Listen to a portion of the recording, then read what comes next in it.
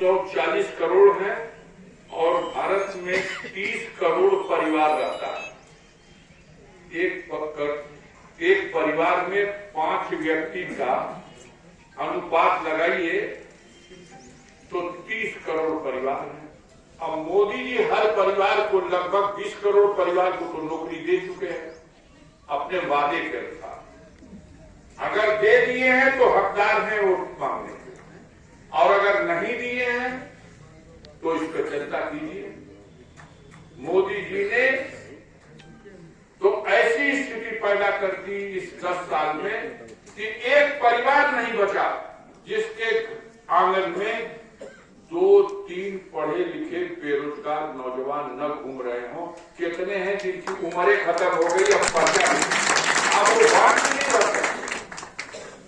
इनसे कहिए तो कहते हैं कि हमने का कोशिश तो कही है जाके भर्ती हो जाओ, लेकिन अब कहा कही जाओ, इम्तहान में पर्चा लीक हो जाता है।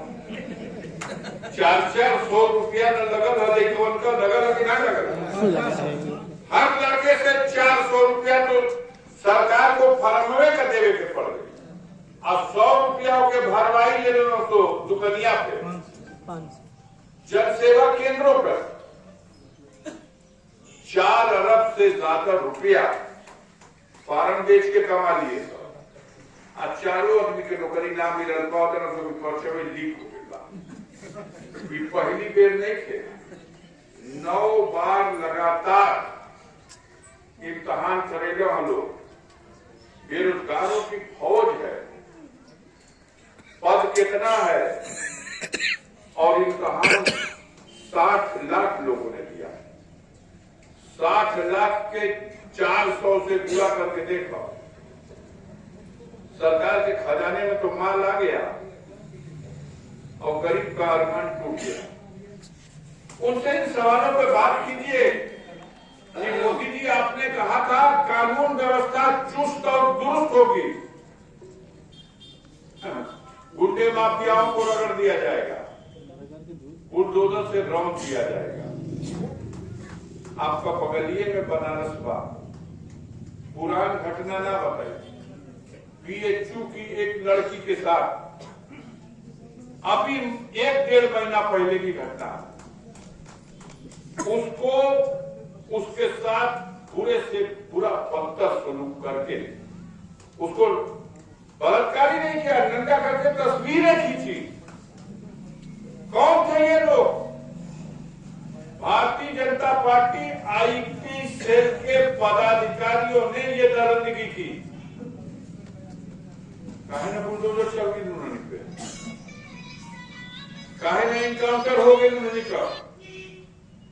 अभी 2 सप्ताह पहले कानपुर में 2 बहनों ने, सगी बहनों ने आत्महत्या कर ली। कारण क्या है? वो भट्टे पे काम करती थी। भट्टे के मालिक ने पहले चुपके से वो नहा रही थी तो उनकी वीडियो बना ली, और फिर वो वीडियो दिखा के ब्लैकमेल करके उनके साथ बलात्कार, वो उनके दोस्त लोग आते थे, दारू पीते थे, करते थे। हिम्मत करके उन्होंने अपने परिजनों को बताया, लोग थाने गए, दरखास्त दे दिए, और उल्टे दरोगा जी जांच करके कहा लगा कि सुख की लड़कियां भी दारू पीती थी। अरे वो दारू पीती थी या करती थी, उनके साथ ये घटना हुई कि नहीं? जब उनको न्याय नहीं मिला तो उन दोनों बेटियों ने फांसी लगा के सभी बहनों ने आत्महत्या कर ली। ये है योगी जी की कानून व्यवस्था, डबल इंजन की। बेटियां आत्महत्या कर लें,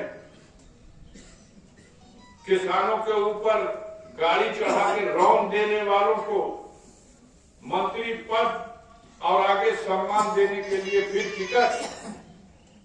ऐसे लोग जो ऐसी बेटियों को जिन्होंने दुनिया की प्रतिस्पर्धा में भाग लेकर के भारत के लिए मेडल जीता, ओलंपिक जीता, भारत का मान सम्मान बढ़ाया, जिसे मोदी ने अपने दस्तरखान पे दावत खिला के कहा कि तू मेरी बेटी है, तूने मेरी छाती चौड़ी कर दी, तूने भारत के लिए मेडल जीत लिया। और उसी बेटी ने जब कहा कि ये आपका नेता मेरी इज्जत लूटने वाला है, तो भाषा सरकार में बैठे हुए लोग बेटियों की बात करते हैं, बेटी पढ़ाएंगे, बेटी बचाएंगे। ये किसी क्षेत्र में भी जो वादा किए थे उसमें सफल नहीं है। अब इन सवालों का हिसाब किताब होगा कि भाई मोदी जी जहिया तू अला तहिया देश पे कितना कर्जा रहे, तू कहत हुआ कि बड़ा पीछे से लोग छोड़ गए, समस्या हम कैसे संभाले। नेहरू जी गलती कर गए बड़ा, इंदिरा जी गलती कर गए बड़ी, वो गलती कैले बड़ा लोग तबे न हवाई अड्डा तू बेचत हुआ, हवाई अड्डा ना बनवे कहीं बिकाई। ये रेलवे क्या मनोज सिन्हा ने पटरिया बिछाई है कि नरेंद्र मोदी ने बिछाई है?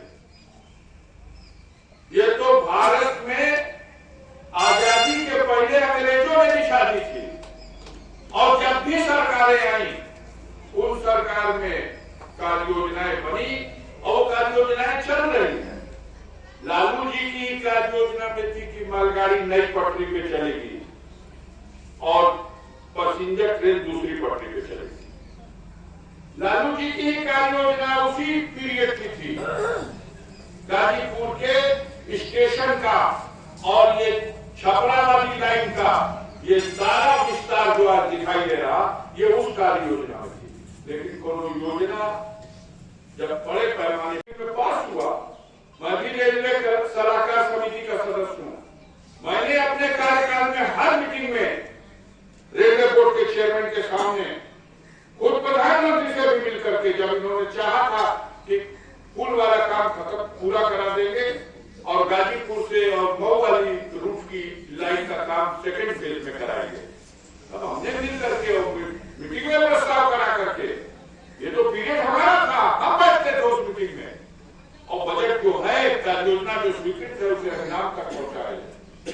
लेकिन तू ना रहो तबो तोहरा पीरियड में पास बात हो तोहरे खाता में जोड़ाई। आज लालू यादव पास करके चल देना जो अपना पीरियड में करके उस अधूरी कार्य योजना को आप पूरा कर रहे हैं, तो लालू में ना जुड़ाई। ये एक चलने वाली प्रक्रिया है, कोई काम नहीं है, बस एक काम है गाजीपुर के नाम पर। इस जो यहाँ हॉस्पिटल था, पिछली सरकार में वो हॉस्पिटल बना और उस हॉस्पिटल को मेडिकल कॉलेज का बिल्डिंग का रूप देकर के पूछिएगा जितने डॉक्टर हैं गाजीपुर जनपद में, उससे 1.5 गुना डॉक्टरों की कमी है गाजीपुर जनपद। 100 से अधिक डॉक्टरों की कमी है। गाजीपुर जिले में एक महिला डॉक्टर है और गाजीपुर जिले में 40 चाहिए। तहसीलों पर एक महिला डॉक्टर नहीं है, दीवाने इलाज करते। सारे काम में ये सरकार विफल है, कोई काम नहीं कर सकी। नफरत फैलाया समाज में, ठगा गरीबों को। बिजली विभाग वाला अपनी मनमानी कर रहा, पुलिस विभाग वाला अपनी मनमानी कर रहा। झूठे मामलों में क्योंकि घरे को कांड होता उन्होंने के फंसा दे तुम FIR के गलत हो तमाम ऐसी घटनाएं हो जा रही। जो न्याय मांगने जा रहा है उसी के साथ अन्याय कर दिया जा रहा। मोदी जी और योगी जी, ये डबल इंजन की सरकार, इनकी जवाबदेही है। ये शुद्ध रूप से इस भारत में तानाशाही की व्यवस्था को लागू करना चाहते हैं। लोकतंत्र की जो नियम है, परंपराएं, उसको समाप्त करना चाहते हैं। तो इस 18वीं बार जो लोकसभा का चुनाव होगा, ये बड़े गंभीर सवाल लेके आया। ये संविधान को खत्म करके अपनी तानाशाही चलाना चाहते हैं और संविधान के मानने वाले लोग उस संविधान को बचाना चाहते हैं। ऐसी स्थिति में आज घबराहट है उनको उत्तर प्रदेश में, आज घबराहट है उनको गाजीपुर जनपद में। गाजीपुर की जनपद के घबराहट का अंदाजा लगाइएगा। मोदी जी अभी तो ऐलान कर दिए, हाउस में बोले अब की बेर 400 पार। कल येकर मशीन कुछ खराब हो गई। अब की बेर, अरे भाई 543 सीटों की लोकसभा है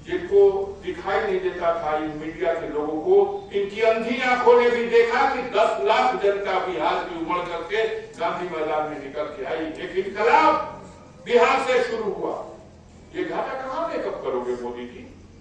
बंगाल में 42 सीटें हैं, 42 सीटों में आपके पास 18 सीटें थी, आज 5 सीट नहीं जीत सकते आप। हरियाणा में 10 में 10 आपकी थी, आज हरियाणा में 2 सीट नहीं मिलेगी। केजरीवाल के और कांग्रेस के समझौते में सीटें का बंटवारा, दिल्ली में 7 की 7 सीटें उनके थी, आज 7 की 7 सीटें आम आदमी पार्टी और कांग्रेस पार्टी जीते। ये हालात इधर का बात सुनबो तो बम बढ़िया सोचल कि आम आदमी डरा जाओ। कितना आदमी टीवी खोलत हुआ, घर में खोलत नहीं तो खोलत हुआ, अरे भैया मन में थक थक करे लगता है सब देखा। अरे बोलना भी ना कौन ना काज बा, उम्मीद छुटन का सरदारों में बैठल मनुष्य पैसा खात हो सो अंबानी और अडानी का चैनल है, वो दिखाएगा आपकी बात। पता लगा था कि देश में क्या होता। 3 दिन पहलवा एगो नचनिया आई हुए जहाज से विदेश से, और नचनिया 40 मिनट नचने दिया, 150 करोड़ लेके गई दिया। बहुत नचौले होते दोनों गांव में, वो नाच के गई 150 करोड़ रुपया लेके गई। स्पेशल जहाज से आई, स्पेशल जहाज से गई। कौन किया? अंबानी जी। ये किसका पैसा है इनके पास? ये देश की जनता का पैसा है। ये नहीं लाए विदेशों से वो काला धन लौटा के, जो सौगंध खाए थे कि हम लाएंगे 100 दिन के अंदर, उल्टा कदम आपको। नीरव मोदी का नाम क्यों सुन ले भाई में? एक और आदमी जाना था कि ना नीरव मोदी का, नीरव मोदी ललित मोदी का भैया ऐसा तू। Hello hello cable hello